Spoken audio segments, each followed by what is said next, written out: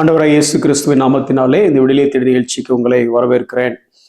Practical Christianity, அதாவது நடைமுறை கிறிஸ்தவம் என்கிற காரியத்தை குறித்து நாம் கற்றுக்கொண்டிருக்கிறோம். ரோமர் 12வது அதிகாரத்திலே பவுல் அநேக பிராக்டிக்கல் லைஃப் பிரின்சிபிள்ஸ் அதை நம்ம ப்ரிசைஸா எழுதி கொடுத்திருக்கிறாரு. அந்த பிரின்சிபிள்ஸ்ல இருந்து ஒன்னொன்னா நம்ம கற்றுக்கொண்டிருக்கிறோம். அதுல குறிப்பாக ரோமர் 12வது அதிகாரம் 13வது வசனத்தை நம்ம கற்றுக்கொண்டிருக்கிறோம். இதுல ரெண்டு காரியங்கள் இருக்கு. முதலாவது, பரிசுத்தவான்களுடைய குறைவில் அவர்களுக்கு உதவி செய்யுங்கிற, அதாவது கான்ட்ரிபியூட், பார்டேக் அல்லது ஷேர், மியூச்சுவல் ஷேரிங் அப்படின்னு சொல்லி அந்த காரியத்தை குறித்து கற்றுக்கொண்டோம். அதன் பின்பு அந்நியரை உபசரிக்க நாடுங்கள். என்னோட பின்னணி அவங்களுக்கு ஏற்கனவே சொல்லிட்டேன். அன்னைக்கு சுவிசேஷம் பரம்ப போற காலத்துல, அந்த காலகட்டத்துல எங்கேயோ ஹோட்டல்ல தங்கியோ இல்லை டிராவல் பண்ணியோ ஊழியம் பண்ணும் பொழுது இதெல்லாம் பயங்கர சவால்கள் இருந்ததுனால, ரோமர் விடுதியில தங்குறதுனால ஏற்படுகிற சவால்னால, குறிப்பா இன்னொரு விசுவாச வீட்டுல தங்கதான் செய்வாங்க. அவங்களுக்கு மோஸ்ட்லி அந்நியராக தான் இருக்க வாய்ப்பு இருக்கு. பட் அவங்களை எப்படி உபசரிக்கணும் அப்படின்னு சொல்லி பல சம்பவங்களை பார்த்தோம். பிலிப்புடைய சம்பவத்தை கூட பார்த்தோம். அதாவது பவுல இதுக்கு முன்ன சவுலா தான் பார்த்தாரு. ஆனா இப்போ திடீர்னு பவுலா பார்க்கும் பொழுது 4 பிள்ளைகளோட இருக்கிறாரு. ஆனா அப்போ பவுல் வராரு. அவங்க எப்படி அந்த விருந்தோம்பல் இருந்தது அப்படின்னு சொல்லி பார்த்தோம். இன்னும் தொடர்ந்து இதை குறித்து தான் தியானிக்க போறோம். ஏன் இதை குறித்து தியானிக்க போறோம் அப்படின்னா, முன்னாலெல்லாம் நீங்க யோசிச்சு பார்த்துருக்கீங்களா? ஒரு டீகேட்ஸுக்கு முன்ன பார்த்தீங்க அப்படின்னா, நம்ம இந்த வழி அனுப்புவதுக்கெல்லாம் போவோம். நீங்க இப்போ அந்த கலாச்சாரம், இன்னைக்கு இருக்கிற பிள்ளைங்களுக்கு அந்த கலாச்சாரமே தெரியாதுன்னு நினைக்கிறேன். தூரத்து ஊர்ல இருந்து வந்திருந்தாங்கன்னா நம்ம என்ன பண்ணுவோம்னா, வழி அனுப்ப எதிர்பார்க்க அப்படின்னு சொல்லுவோம். அவங்க ஒரு ஊர்ல இருந்து வந்தாங்கன்னா நம்ம ஸ்டேஷன்ல போய் காத்து கிடப்போம். அப்போ இந்த ஸ்பாட் மை ட்ரெயின்லாம் கிடையாது. அது காலைல 2 மணிக்கு வரேன்னு சொல்லி ட்ரெயின் சொல்லியிருப்பாங்க. நீங்க பிளாட்ஃபார்ம் டிக்கெட் எடுத்து உட்கார்ந்தா அது அடுத்த நாள் காலைல 2 மணிக்கு வரும். அது வரைக்கும் அங்கேயே தான் இருப்போம். அவங்கள கூட்டிட்டு வரும். அதுல ஒரு சந்தோஷம். அது மாதிரி போகும்போதும் பாத்தீங்க அப்படின்னா, அவங்கள ட்ரெயினை ஏத்தி விட்டு அந்த பெட்டி கடைசி மறையிற வரைக்கும் கை காமிச்சிட்டே இருப்போம். காதலுக்கு இல்லைங்க, உறவுகளுக்கே அப்படிதான் காப்போம். அப்படிதான் இருந்தது. இந்த மாதிரி காரியங்கள் இப்ப அப்படி இல்லை. ஐ எம் லீவிங் நீ ஸ்டேட்டஸ் போடுறோம். அந்த ஸ்டேட்டஸை பார்த்து அவங்க தம்ஸ் அப் போடுவாங்க. முடிஞ்சு போச்சு, அவ்வளவுதான். நீ எப்படியும் போ, நான் எப்படியும் போறேன். இப்படி கிறிஸ்தவமும் அப்படி ஆயிடுச்சு. அதே மாதிரி முன்னால பர்த்டே அப்படின்னா அப்ப போஸ்ட் கார்டு தான் அனுப்பணும். ஸோ எத்தனை நாள் பர்த்டே, என்னைக்கு பர்த்டே வருது, இங்க இருந்து போறதுக்கு எத்தனை நாள் ஆகும்னு பார்த்து ஒரு கார்டு வாங்கி ஸ்டாம்ப் வாங்கி. இப்ப அப்படி இல்லை. HBD, ஹாப்பி பர்த்டே, அவ்வளவுதான். போன் பண்ணி சொல்றது கிடையாது. வச்சா போதும், நீ பாத்துக்கோ, அவ்வளவுதான், முடிஞ்சு போச்சு. இப்படி ஆயிட்டோம். இதனால என்னன்னா, அந்த விருந்தோம்பல் அப்படிங்கிறது கொஞ்சம் கொஞ்சமா சுருங்கி நானும் என்னை சார்ந்த உலகமும், ரொம்ப சிம்பிளா சொல்ல போனா பக்கா சுயநலவாதியா நம்ம மாறிட்டோம். அதனாலதான் கிறிஸ்தவம் பக்கவாதம் அந்த மாதிரி வளராமலே இருக்கு, மாறாமலே இருக்கு. இன்னைக்கு அதை குறித்து தியானிக்க போறோம். இந்த உபசரிக்க நாடுங்கள் இருக்குல்ல, அதை தமிழ்ல உபசரிப்புன்னு சொல்லலாம், விருந்தோம்பல்னு சொல்லலாம், ஆங்கிலத்துல ஹாஸ்பிட்டாலிட்டி அப்படின்னு சொல்லலாம். ஆனா இந்த மூல பதம், கிரேக்க பதம் என்ன இருக்குன்னா பிலியோக்சனோஸ். இந்த பிலியோங்கிற வார்த்தையை நீ கேள்விப்பட்டிருப்பீங்க. ஏன்னா நம்ம பிடிச்ச வார்த்தை, ஃப்ரெண்ட்லி, லவ்விங்லி அப்படிங்கிற அர்த்தம் பிலியோஸ். இந்த பிலியோவையும் எக்ஸனாஸ்ங்க சேர்த்து போட்டாங்க. அது எப்படி ஒரு ஆக்சிமோரான் மாதிரி. பிலியோஸ் அப்படிங்கிறதுனா ஃப்ரெண்டு, லவ் பண்ணக்கூடியவன். எக்ஸனாஸ் அப்படின்னா ஸ்ட்ரேஞ்சர், அந்நியன். அப்போ ஹாஸ்பிட்டாலிட்டினாலே என்ன அர்த்தம் அப்படின்னா, இப்போ உங்க வீட்டுக்கு உங்க அம்மா அப்பா வந்த உடனே, உங்க அத்தை மாமா வந்த உடனே 4 நாள் நான் பொங்கி தட்டினேன், நான் எப்படி உபசரிச்சேன்னு தெரியுமான்னு சொல்றீங்க பார்த்தீங்களா? ஆனா அதுக்கு பேர் ஹாஸ்பிட்டாலிட்டியே கிடையாது. அதுக்கு பேர் ரெஸ்பான்சிபிலிட்டி. உங்களுக்கு புரியுதானே சொல்ல வருது? உங்க பிள்ளைங்க, உங்க உறவுக்காரங்க வந்தா அவங்கள பாக்குறது பேர் ஹாஸ்பிட்டாலிட்டி கிடையாதுங்க. ஹாஸ்பிட்டாலிட்டின்னு இந்த வேதம் சொல்லுகிறது என்னன்னா, பிலியோக்சனாஸ் அப்படின்னா, பிலியோனா அவனை நண்பனா நேசிக்கிறவனா பாரு. எக்ஸனாஸ்னா யாருன்னா உனக்கும் அவனுக்கும் சம்பந்தமே இல்லை, அவன் அந்நியன். அப்போ ஒரு அந்நியனை நம்மவனா பார்த்து அவனை ட்ரீட் பண்ணா எப்படி இருக்கும்? இப்போ ஒரு சின்ன எக்ஸாம்பிளுக்கு, உங்களுக்கு என்ன யாருன்னே தெரியாது, டக்குன்னு உங்க வீட்டுக்கு வந்தா, உங்களுடைய பிள்ளை உங்க வீட்டுக்கு வந்தா ட்ரீட் பண்ண எப்படி இருக்கும்?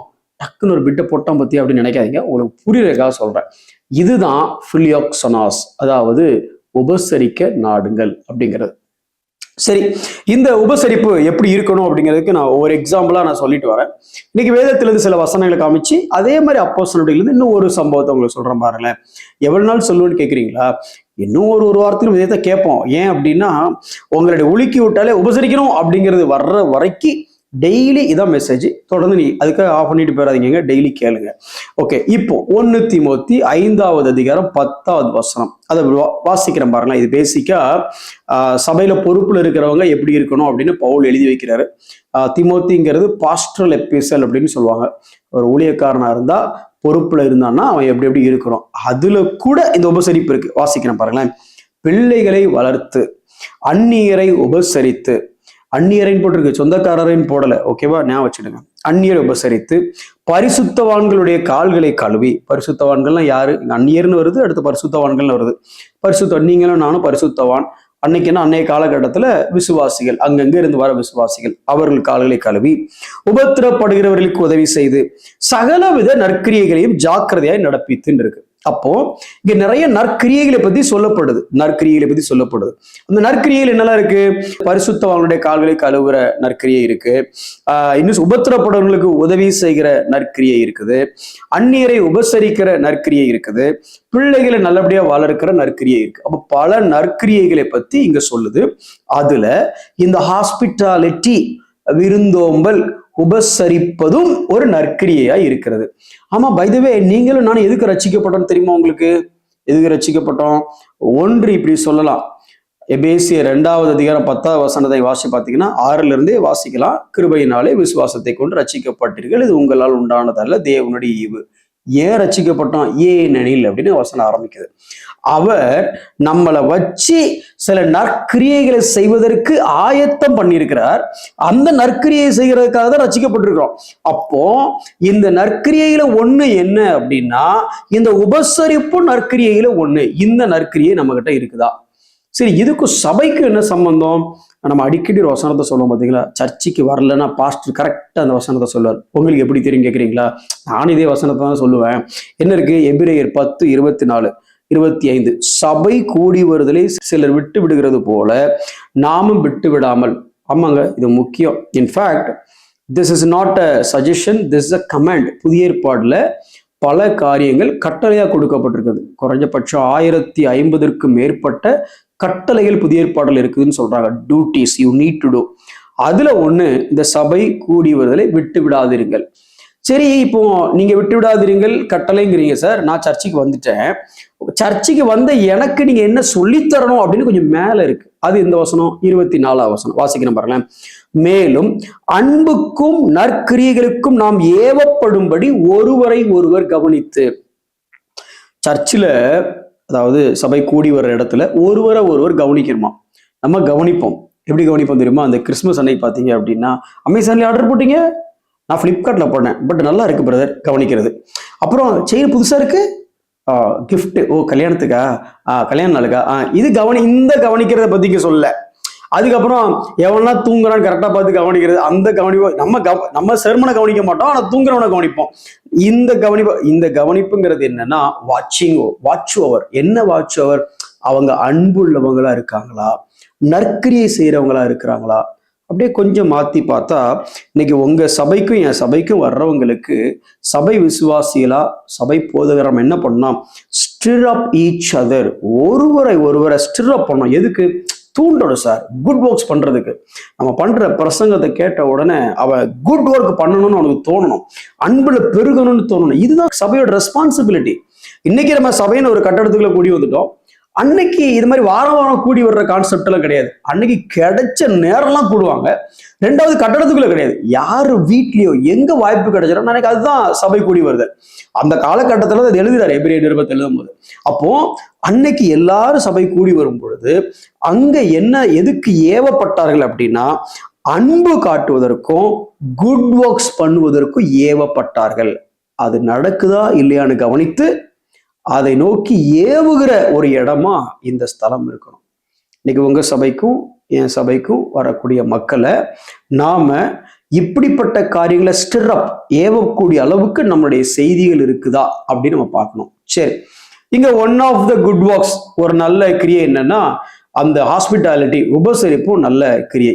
இந்த கிரியை செஞ்ச ஒரு எக்ஸாம்பிள நம்ம பார்க்க போறோம் இன்னைக்கு. எந்த எக்ஸாம்பிள் அப்படின்னா, அப்போஸ்தலர் 18வது அதிகாரத்துல ஒரு அருமையான ஒரு மனுஷன் இருக்கிறார், பேர் அப்பல்லோ. உங்களுக்கு தெரிஞ்சிருக்கும். அந்த அப்பல்லோ பத்தி அப்படியே வேதத்துல நிறைய அவனை பத்தி எக்ஸ்பிளைன் பண்ணிருப்பாருங்களேன். வாசிக்கிறேன். அப்போஸ்தலருடைய 18வது அதிகாரம் 25வது வசனம்.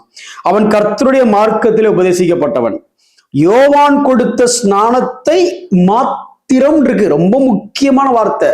மாத்திரம் அறிந்தவன். அதாவது பேப்டிசம் ஆஃப் ரிப்பெண்டன்ஸ் மட்டும்தான் அவனுக்கு தெரியுமே தவிர, அதற்கு அடுத்து வாட் ஹேப்பன் தி கிராஸ், சிலுவை என்ன, புதிய உடன்படிக்கை எப்போ அது இன்னாகுரேட் ஆச்சு என்ன அப்படிங்கிறது அவனுக்கு தெரியாது. பேசிக்கா இயேசுவை தெரியும், ஆனா இயேசுதான் கிறிஸ்து, இந்த கிறிஸ்துவின் மூலமாக மீட்பு வந்ததுங்கிற சுவிசேஷம் அவனுக்கு முழுசா தெரியல. அதனாலதான் பாத்தீங்கன்னா பரிசுத்த ஆவியானவரை பத்தியுமே அவனுக்கு தெரியல. ஆவியில் அனல் உள்ளவனாய், என்ன பிரதர் பரிசுத்த ஆவியானவரை பத்தி தெரியாது நீங்க, ஆனா அவன் ஆவியில் அனல் உள்ளவன் அப்படி போட்டிருக்கு. ஒரு 4-5 நாளைக்கு முன்னிருக்க எபிசோட கேட்டு பாருங்க. இதே ரோமரை பத்தி சொல்லும்போது ஆவியில் அனல் உள்ளவன் சொல்லும்போது இதே அப்போலோ பத்தி சொன்னேன். இந்த ஆவி பரிசுத்த ஆவியை பத்தி சொல்லல, அவனுடைய ஆவியை பத்தி சொல்லுது. அவனுக்கு இருக்கிற ஜீல் அண்ட் எத்வாசிசம் அண்ட் மோட்டிவேஷன் அதை பத்தி பேசுது. ஓகேவா? ஆவியில் அனல் உள்ளவனாய் கர்த்தருக்கு அடுத்தவைகளை திட்டமாய் போதகம் பண்ணி கொண்டிருந்தான். சூப்பரா பிரசங்கம் பண்ணான் சார். அவன் எங்க பண்றான்? ஜெபாலயத்துல வந்து பிரசங்கம் பண்றான், தைரியமா பிரசங்கம் பண்றான். அந்த சர்ச்சுக்கு 2 பேர் வந்திருக்காங்க, ஒரு கணவனும் மனைவியும், ஆக்கிலாவும் பிரிஸ்கிலாவும் வந்திருக்கிறாங்க. வந்தா இந்த அப்பல்ல முன்ன பார்த்ததே கிடையாது. ஏன்னா அலெக்சாந்திரியா பட்டணத்துல இருந்து நல்லா படிச்ச ஊர், நல்ல பெரிய ஊர், நல்லா படிச்சவன். அவன் வந்து பிரசங்கம் சூப்பரா பிரசங்கம் பண்றானே. ஆனா இவ்வளவு நல்லா பிரசங்கம் பண்றான், ஆனா யோவான் ஸ்நானனுடைய ஞானஸ்நானம் வரைக்கும் தானே பேசுறான். அதுக்கப்புறம் இதோ உலகத்தின் பாவத்தை சுமந்து தீர்க்கிற தேவ ஆட்டுக்குட்டி என்று யோவான் ஸ்நானனால் அடையாளம் காணப்பட்ட அந்த இயேசு கிறிஸ்து, அவர் பாவம் இல்லாமல் வாழ்ந்து, அவர் பாவத்திற்காக மரித்து, பாவத்திற்கு பரிகாரமாக அடிக்கப்பட்டு நொறுக்கப்பட்டு மரித்து, அவர் உயிரோடு எழுந்து, அவர் 3ஆவது நாள் உயிரோடு எழுந்தது மாத்திரமல்லாமல் பரமேறி நமக்காக பரிந்து பேசுகிறவராக இருந்து கொண்டு, அதே நேரம் இன்னொரு தேற்றரவாளனை இந்த உலகத்துக்குள்ள அனுப்பிச்சாரு. அப்போஸ்தலர் 2வது அதிகாரத்தில் இது நடந்தது. அதன் மூலமாக பரிசுத்த ஆவியின் மூலமாக கிறிஸ்துவுக்குள்ளாக நம்ம ஞானஸ்நானம் பண்ணப்பட்டமே. யோவான் ஸ்நானனோட ஞானஸ்நானத்தை பத்தி தெரிந்த இந்த அப்போலோவுக்கு கிறிஸ்துவுக்குள்ளாக பேப்டிசம் இன்டு கிரைஸ்ட், கிறிஸ்துவோடு நாம் ஒன்றாக்கப்பட்ட அந்த ஞானஸ்நானத்தை குறித்து இவனுக்கு தெரியவில்லையே அப்படின்னு பிரசங்கத்தை கேட்டுட்டு, பிரசங்கம் நடந்துட்டு இருக்கும்போது எந்திரிச்சு நின்று, என்ன அப்போலோ அப்படின்னு அவங்க கேட்கல. ஹாஸ்பிட்டாலிட்டி, உபசரிப்பு என்ன பண்ணுச்சு தெரியுமா? கற்பனையா சொல்றேன், போயிட்டு ரொம்ப நல்லா பிரசங்கம் பண்ணீங்க, தயவு செய்து நைட்டு எங்க வீட்டுக்கு சாப்பிட வந்துருங்க, உங்க வீட்டுக்கு எங்க இருக்கு, நானே வந்து உங்களை கூப்பிட்டு போயிடுறேன், ஐயோ நாளைக்கு மீட்டிங் இருக்கு, நான் வந்து கூப்பிட்டு போறேன், எங்க வீட்டுல வந்து சாப்பிட்டு தங்கிட்டு ரெஸ்ட் எடுத்துட்டு நாளைக்கு காலையில நீங்க சாப்பிட்டு நாளைக்கு ஈவினிங் மீட்டிங்கு நானே கூப்பிட்டு வந்து விட்டுறேன். ஹாஸ்பிட்டாலிட்டி கூப்பிட்டு போனாங்க. கூட்டு போனதுல என்ன நடந்துச்சு தெரியுமா? அன்று இரவு என்ன நடந்தது அப்படின்னா, இந்த அப்போலோவுக்கு அதை தொடர்ந்து நீங்க வசனத்தை பார்த்தீங்க அப்படின்னா, அவன் ஜெபாலயத்தில் தைரியமாய் பேச தொடங்கின போது ஆக்கிலாவும் பிரிஸ்கிலாவும் பேசுகிறதை கேட்டு அவனை தங்களோடு சேர்த்து கொண்டு எங்க கூட்டு போயிருப்பாங்க? வீட்டுக்கு கூட்டு போய் தேவனுடைய மார்க்கம், the way of Lord, how God has worked, இந்த ரட்சிப்பின் மார்க்கத்தை அவனுக்கு அதிக திட்டமாய் அவனுக்கு விவரித்து காண்பித்தார்கள். அதுக்கு அடுத்த வசனத்தை படிச்சீங்கன்னா, அவன் இன்னும் தெளிவாக இன்னும் தீவிரமாக இயேசுவை கிறிஸ்து என்று பிரசங்கம் பண்ண தொடங்கினான் அப்படின்னு இருக்குது. ஒரு நாள் நைட்டு, எக்ஸாம்பிளுக்காக சொல்றேன், இல்ல ஒரு நாள் அவனை கூட்டுட்டு போய் அவங்க வீட்டுல வச்சிருந்ததுனால அல்லது அவங்களோட சேர்த்து கொண்டதுனால, உபசரிச்சதுனால ஏற்பட்ட விளைவு, இந்த மனுஷன் ரட்சிப்புக்குள்ளாக வந்தது மாத்திரமல்ல, இவன் மிகப்பெரிய பிரசங்கியராகி, எப்படிப்பட்ட பிரசங்கியர் ஆனான்னா, அப்போலோ யார், பவுல் யார் அப்படின்னு சொல்லக்கூடிய அளவுக்கு கொரிந்து சபையில பிரசங்கம் பண்ணும் பொழுது 1 கொரிந்தியர் 3:5 பார்க்கும் பொழுது பவுலுக்கு ஈக்குவலான ஒரு லீடரா அவர் ரைஸ் ஆனதை பார்க்கிறோம். எதனால நடந்துச்சு? ஒரு செமினரிக்கு போனதுனால நடக்கல, இல்ல முழங்கால் போட்டு தலையில கையை வச்சு 10 பேர் சேர்ந்து ஜெபம் பண்ணி ஆர்டினேட் பண்றோம், அபிஷேகத்தை இறக்குறோம் இப்படிலாம் இதெல்லாம் நடக்கல. ஒரு நைட்டு கொஞ்ச நேரம் அவனை சேர்த்து கொண்டு அன்பு காட்டி உபசரிச்சு சத்தியத்தை சொன்னதின் விளைவு அவன் திட்டமாய் போதிக்க ஆரம்பிச்சான். கர்த்தருடைய கரம் அவன் மேல இருந்தது. இயேசுவே கிறிஸ்து என்று புதிய உடன்படிக்கையை பிரசங்கம் பண்ண ஆரம்பித்தான். அதனுடைய விளைவு அவன் பவுலுக்கு இணையான ஒரு பெரிய தலைவனா ஆனதை நம்ம பார்க்கிறோம். இதுதான் த பவர் ஆஃப் ஹாஸ்பிட்டாலிட்டி. எனக்கு அருமையான சகோதரனே சகோதரியே, கடைசியா உங்க வீட்டுக்கு ஒருத்தர் வந்து தங்கிட்டு வந்ததுக்கும் அவர் போனதுக்கும் அவரோட ஆவிக்குரிய வாழ்க்கையில மிகப்பெரிய மாற்றம் அப்படின்னு ஒரு நபர் சொல்ல முடியுமா? நம்ம வீட்டுக்கு எத்தனையோ பேர் வராங்க, நல்லா சமைக்கிறோம், நாம யாருன்னு காட்டுறோம், நமக்கு என்ன பிரியாணி போட தெரியும்னு காட்டுறோம், நமக்கு என்ன சாப்பாடு போட தெரியும், நம்ம என்னென்ன ஸ்பெஷல் எல்லாத்தையும் காமிச்சு நமக்கு பேர் வாங்குறோம். நல்லது, நான் இல்லைன்னு சொல்ல வரல, நமக்கு பேர் வாங்குறது இல்லை, அவங்களுக்கு செய்யறது நல்லது, இல்லதுன்னு சொல்ல வரல. ஆனா நம்ம வீட்டுக்கு வருவதற்கு முன்னும் நம்ம வீட்டுக்கு வந்து போனதற்கு பின்பும் அவரோட வாழ்க்கையில அவரோட ஆவிக்குரிய தரத்துல எத்தகைய மாற்றம் உண்டாயிருக்கிறது. ஆக்கில்லா வீட்டுக்கு வந்த அந்த அப்போலோ பெரிய தலைவனானான். கண்களை மூடி நாம் செபிப்போம். அன்புள்ள ஆண்டவரே, அப்போலோ தீவிரமாக பிரசங்கம் பண்ணுகிறவனாக இருந்தாலும் அன்றைக்கு ஆக்கில்லாவும் பிரிஸ்கில்லாவும் அவனை சேர்த்து கொண்டது நிமித்தம் ஆண்டவரே, சபைக்கு இன்னொரு தலைவரை உருவாக்கக்கூடிய ஒரு வாய்ப்பு கிட்டியது ஆண்டவரே. இன்னைக்கு நாங்களும் இதை போன்ற மக்களை சேர்த்து கொண்டு, ஒருவேளை அவர்கள் தவறலாம், இல்லை ஒருவேளை அவர்கள் போதுமான வெளிச்சம் பெறாதவர்களாக இருக்கலாம், அவர்களை குறை கூறுவதை தவிர்த்து அவர்களை எங்களோடு கூட சேர்த்து கொண்டு கற்றுக்கொள்ள மனதாயிருக்கிறவர்களுக்கு கற்றுக் கொடுத்து, அதே நேரம் எங்களோடு இருக்கிற அந்த தருணமும் அந்த சந்திப்பும் அவர்களை ஒரு தலைவர்களாக தேவ ராஜ்யத்துக்கு பிரயோஜனமானவர்களாக உருவாக்கத்தக்க அந்த கிருபையையும் அந்த அன்பையும் எங்களுக்கு ஈந்தருளும். இயேசுவின் நாமத்தில் ஜெபிக்கிறோம் நல்ல பிதாவே, ஆமென்.